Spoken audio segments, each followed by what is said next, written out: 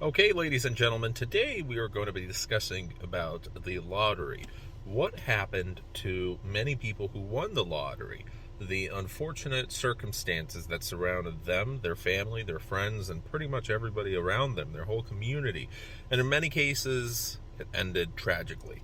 And then we're also going to discuss about the hype over the latest Mega Millions.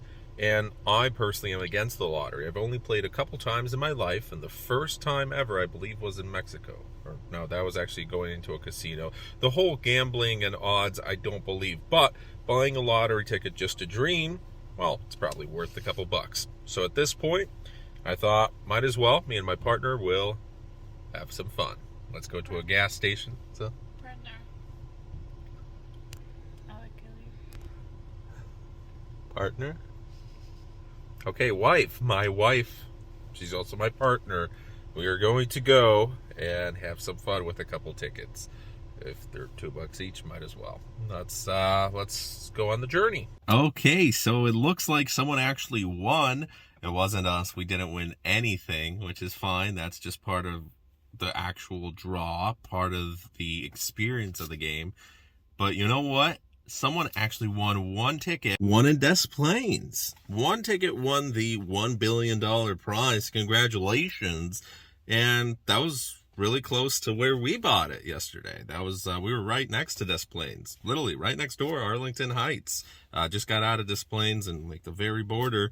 I saw a gas station. I was like, looks like a pretty good gas station. Never been here before. All right, let's do it. And I had no idea how to play, by the way. The guy had kind of explained it to me, but I was like, well, one ticket or multiple tickets, lines, do you draw, do you pick the numbers? I have no idea. So we just picked them from the machine, and that was that. All righty. It's always the experience of dreaming, but that's crazy that it was so close. Like, can you imagine? That was really close. Who knows? Maybe we could have picked that gas station.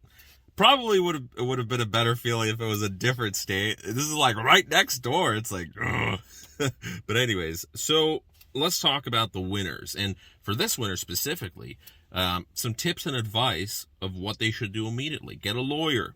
And how do you collect the money? There's different ways as well. How do you avoid the taxes? Okay, so the winner of the Des Plaines ticket still hasn't claimed it yet. And that leads us to some top tips. Number one, as soon as you know you win, be careful of that ticket. You don't want to destroy it, so keep it somewhere safe. Photocopy it. Call a lawyer. That's one of the first things you have to do, but not any lawyer, not a family lawyer, not a local lawyer. Call one of the best lawyers, depending on the amount. But of course, in this case, if you're talking about over 1.4 billion or 1.1 or whatever it is, $780 million after taxes and whatnot, if you take the lump sum, who cares? It doesn't matter. 100 million, 1 billion, 10 million, a million, you still should call a lawyer. Doesn't have to be necessarily the best if it's a small winnings, but if you have no lawyer, no CPA, the chances of you squandering your money, no financial advisors, are pretty great, especially if you've never had millions of dollars before.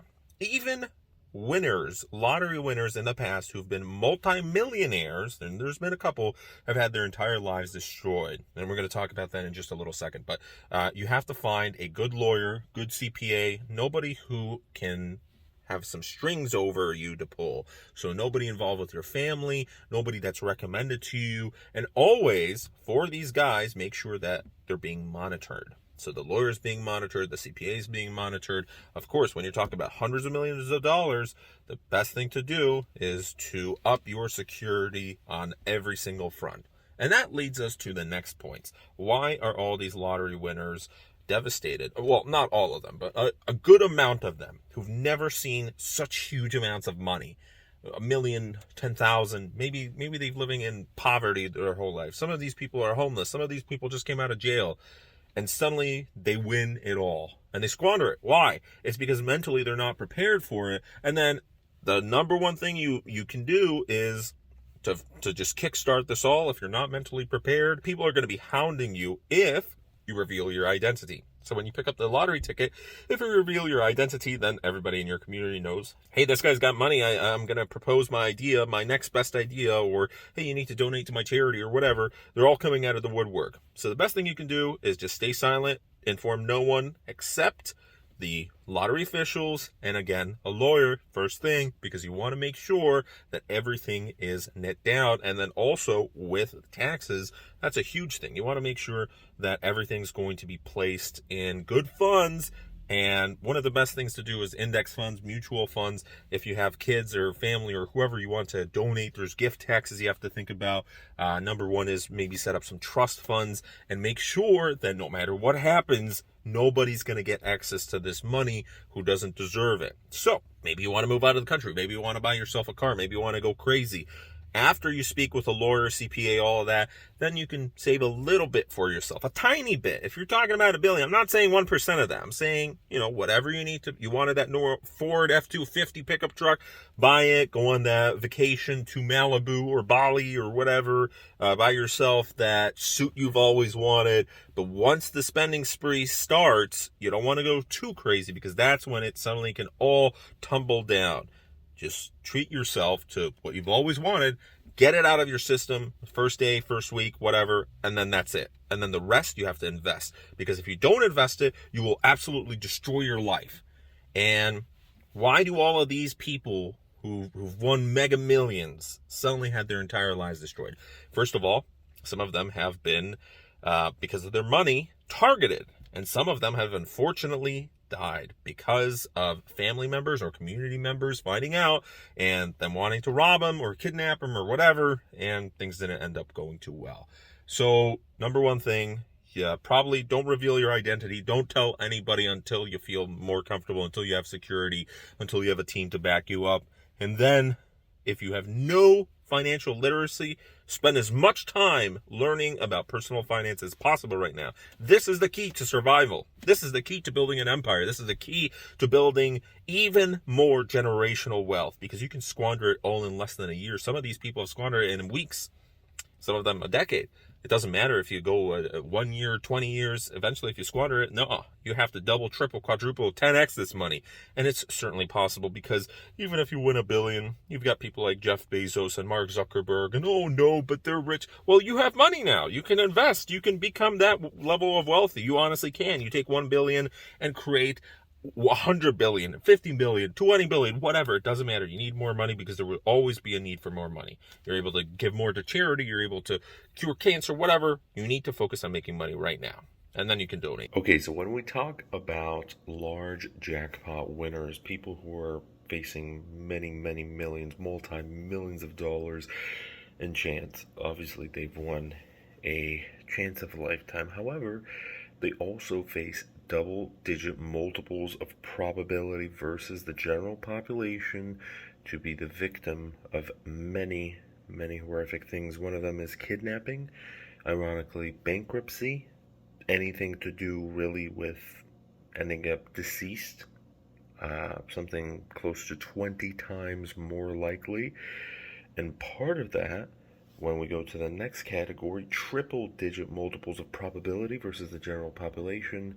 One of the first things is, alongside being deceased, by whom? Well, sometimes at the hands of a family member. You are 120 times more likely in this case. 120 times. You are more likely to be a defendant in a civil lawsuit, a defendant in a felony criminal proceeding, convicted of a DUI, and the list goes on and on and on. Now, one of the greatest things that everyone fears is, of course, themselves ruining it, not other people around them, because even if you do most things right, there's still a chance that you can mess it up. And here's a long list of people who, unfortunately, regret winning the lottery. Well, let's start the list with Jack Whitaker. Now, this guy's kind of interesting because he was a multi-millionaire. He was 55 years old at the time that he won, and at the time he won the single largest jackpot, $315 million. So this guy already was worth $15 million or more in his net worth, part of a construction company. So he had a construction contracting firm in West Virginia. After winning, he claimed that he wanted to live as if nothing had changed. And honestly, for his life, he's already rich. He already had, I'm sure, what he dreamed about: a nice house, nice cars, flying on private jets and whatnot. And I'm sure he actually could have been, out of many people, he actually could have been the person who would have continued living the way they've been living. However, after taking the all-cash option of $170 million, he took possession of $114 million in cash after $56 million in taxes. So already we've got quite a bit less, but still, compared that 114 plus his $15 million net worth, almost $130 million. Well, he quickly became the hot topic in his community, and there was a ton of financial stalkers, people begging him for money. His family started pouring in money, people who's just going crazy. Even the sales associate who sold him the ticket at the gas station was a victim of collateral damage. People were stalking her just because he gave her $44,000 and bought her house, and that's it. And people, it was just crazy. She was threatened and eventually ended up being hurt by others who were following her. His car was broken into twice. He had $500,000 stolen from him. He had $200,000 stolen from him. And eventually what ended up happening is he got a lot of tickets from the police. He was sued many times. He had family members who were accused of many things. He had 4 settlements related to kind of made up claims. And one of the worst things is his family members ended up being deceased in suspicious, foul methods. Nobody really knows. So he had a special interest, Mr. Whitaker, but this was not a good interest. This was a bad interest. He had, in 18 months, over 250 violations, ranging from broken taillights to improper display of renewal stickers, lawsuits charging various police organizations with harassment, and ended up filing for divorce, and he was sued for a lot of money, and bankruptcy was looming around his corner. He's no longer with us. He died at the age of 72, but he definitely regretted it. A lot of stress. So let's just go through the list of many others. Billy Bob Harrell Jr., he won $31 million in Texas 1997. As of 1999, he was no longer with us. He just couldn't take it anymore. Winning the lottery was the worst thing that ever happened to me. He had incessant requests for money from friends and family, and ended up losing all of the $31 million because he went on crazy shopping sprees. William Abuda won $16.2 million in Pennsylvania in 1988. In 1989, his brother hired a contract, to make sure that he would end up being deceased, and along with his wife. He was sued by his landlady for a portion of the jackpot. He was convicted of multiple crimes and eventually ended up declaring bankruptcy. Evelyn Adams won $5.4 million. She won twice in 1985 and 1986 as of 2001. She gambled most of her fortune away, and she's poor and living in a trailer. Suzanne Mullins, $4.2 million in Virginia as of 1993. She won that amount. As of 2004, no assets left, completely insolvent. Shafiq Talmaj, $6.7 million in Arizona in 1988. As of 2005, declared bankruptcy. Thomas Strong won $3 million in Texas in 1993. As of 2006, he no longer is with us because he ended, this adventure by doing something rather silly with the police. The police made sure that his life ended quickly. Victoria Zell won $11 million in 2001 in Minnesota. As of 2006, she's broke, and she's serving a 7-year sentence. Great. Karen Cohen won $1 million in Illinois in 1984. As of 2000, filed bankruptcy. As of 2006, sentenced to 22 months for lying for federal bankruptcy charges.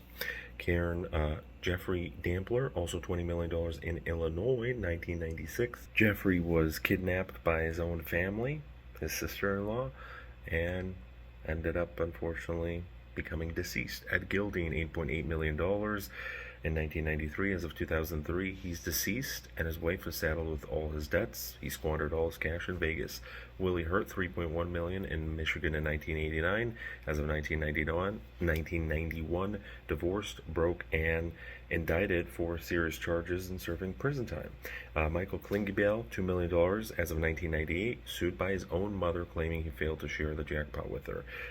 There's also many cases where people were poisoned, and in one case, Uruj Khan, a local Chicago businessman, didn't even get to see it hit his bank account because he ended up being deceased, and there was foul play. His case remains a mystery. So that's pretty much that. So number one thing is to find a trust and estate lawyer, then find a good tax attorney or CPA, then invest your money into the S&P 500. Maybe have someone who's also a financial advisor, but you don't need an investment manager because you can invest yourself if you start learning. The number one thing is to just move from your community if you think they're going to be able to destroy you. You can move to a different country. There's so many countries out there where people aren't going to care, and you can travel the world, and that's pretty much that. So congratulations to everyone. Take care of yourself, and best of luck to everyone else who's playing. Have a good one. Thanks for watching today's video. Bye.